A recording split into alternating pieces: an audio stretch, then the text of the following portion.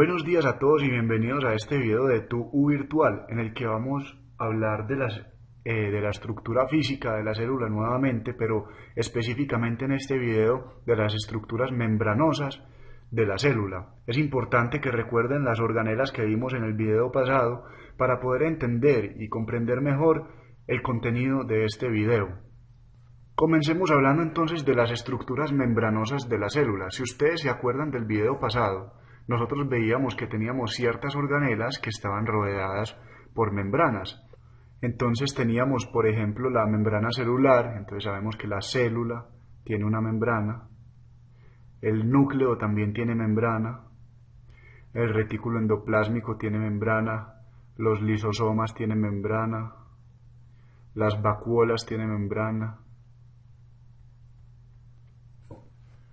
las mitocondrias tienen membrana, el aparato de Golgi tiene membrana, entre otros que podemos no estar mencionando, pero me parece que estos son los más importantes que deben reconocer ustedes como estructuras que tengan membrana en la célula. Vean ustedes este dibujo de una membrana celular que hice yo, se nota fácilmente, pero como pueden ver entonces tenemos acá unos componentes lipídicos. Si esta fuera una membrana celular, veríamos entonces que le daría toda la vuelta a la célula. Al darle toda la vuelta a la célula, entonces está protegiendo la célula de lo que hay afuera. Pero ¿cómo la protege ella? Nosotros sabemos que estos compuestos que vemos aquí, estas bolitas con esos palitos, son fosfolípidos. Los fosfolípidos, como ven ustedes en mi dibujo, tienen una cabeza, esta amarilla, y tienen unas colas que llegan hasta aproximadamente acá, ¿cierto? Hasta la mitad, porque ya esto es otro fosfolípido. En esta imagen nosotros vemos aquí dos fosfolípidos. Estas son las colas del primero y estas son las otras colas del otro. A esas colas no se les dice colas, sino cadenas lipídicas. Los fosfolípidos tienen entonces una cabeza compuesta de fósforo y las colas o las cadenas lipídicas compuestas por lípidos. Nosotros vemos que nuestra membrana celular está entonces compuesta por componentes lipídicos y componentes no lipídicos, como es el fósforo. Vamos a hacer una gran diferencia acá. Hablemos de los componentes hidrosolubles y los liposolubles.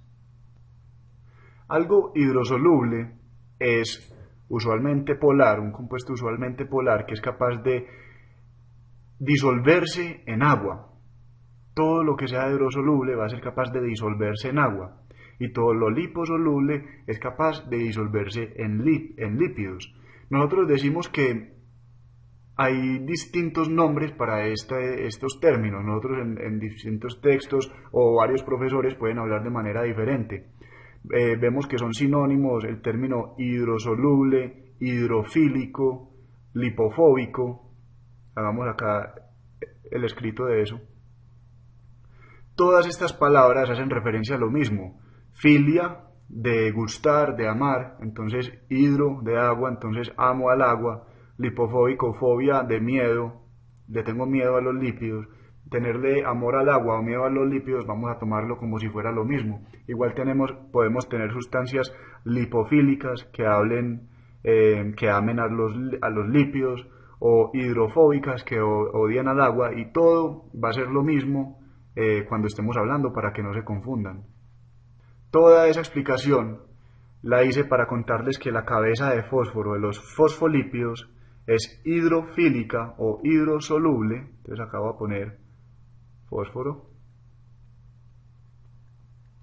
del fosfolípido, y entonces imaginan que lo liposoluble, lo lipofílico serían las cadenas de lípidos. Tenemos una molécula que es entonces al mismo tiempo hidrosoluble y liposoluble, pues tiene una parte que le gusta el agua y otra parte que le gustan los lípidos. Entonces, ¿cómo hacen para protegernos desde afuera?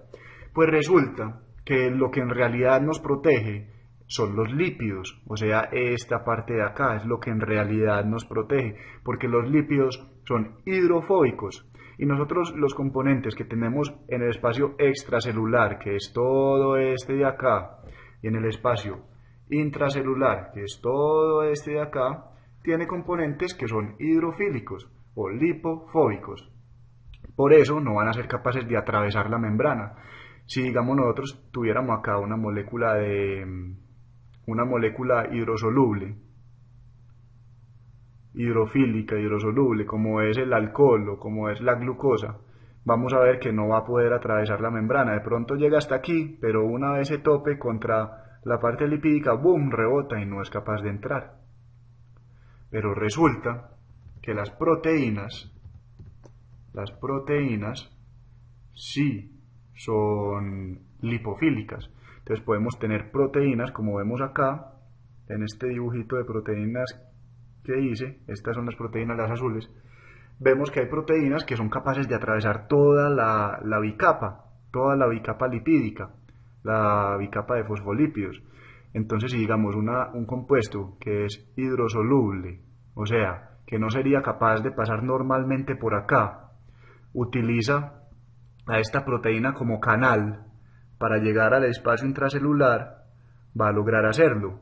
Les repito, si esta proteína no estuviera acá, lo hidrosoluble no sería capaz de pasar. Entonces, para eso, esas son las funciones estructurales que tienen las proteínas en la membrana lipídica. Pero, pues, no son las únicas. Nosotros sabemos que las enzimas están compuestas por proteínas, entonces son útiles para reacciones químicas y cosas así. Pero su función estructural es simplemente dejar pasar compuestos hidrosolubles de un lado a otro, aparte pues de reaccionar su membrana con otras proteínas de otras células y otros componentes. Quiero explicar algo antes de continuar con el siguiente tema, y es que todo el video hemos dicho la palabra bicapa lipídica y no les he dicho que es una bicapa. Una bicapa pues entonces es como decir que es una capa doble, ¿cierto? Nosotros vemos que en nuestro dibujo no solo hay una capa de lípidos, tenemos una bicapa, tenemos acá unos fosfolípidos que están debajo y otros fosfolípidos que están encima. Tenemos entonces una hemicapa interna, que es esta que se contacta con el citoplasma que estaría acá. Esa sería la hemicapa interna, hemi de mitad, capa de que es capa, entonces la mitad de la capa, o sea este lado de la capa va a ser interna, y tenemos una hemicapa externa que se contacta con todo el líquido extracelular. Eso es lo que quiere decir bicapa lipídica, por si se lo estaban preguntando. Continuemos entonces hablando sobre la composición de la membrana lipídica, la membrana plasmática. Como pueden ver ustedes en este dibujo de acá, en el que ya sí tenemos completa la bicapa lipídica, sabemos que en gran parte la bicapa está compuesta por lípidos, pero miren ustedes que también tiene proteínas y tiene carbohidratos.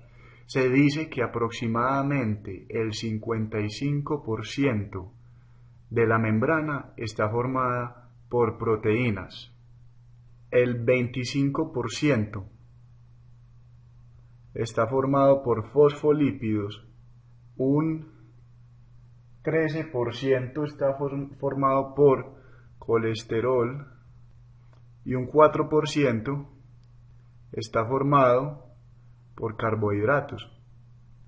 O sea que si anteriormente en el video habíamos dicho que gran parte de la membrana estaba formada por lípidos, eso es cierto, pero la mayoría, vean ustedes que son proteínas, el 55%, lo cual hace que ya sea mayoría porque es más del 50%.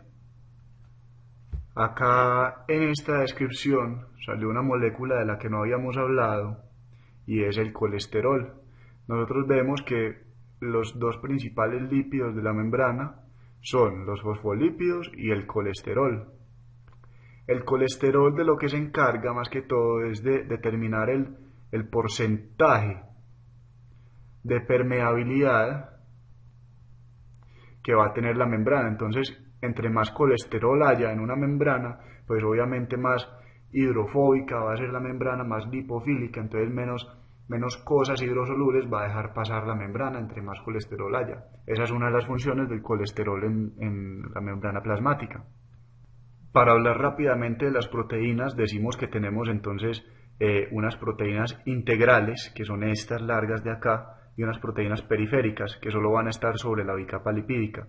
Las integrales, como ven ustedes, atraviesan toda la bicapa y funcionan como transportadores o canales, como habíamos dicho previamente, para dejar pasar algo de un lado al otro lado. Las periféricas son más que todo para reacciones enzimáticas o para interactuar con las membranas de otras células.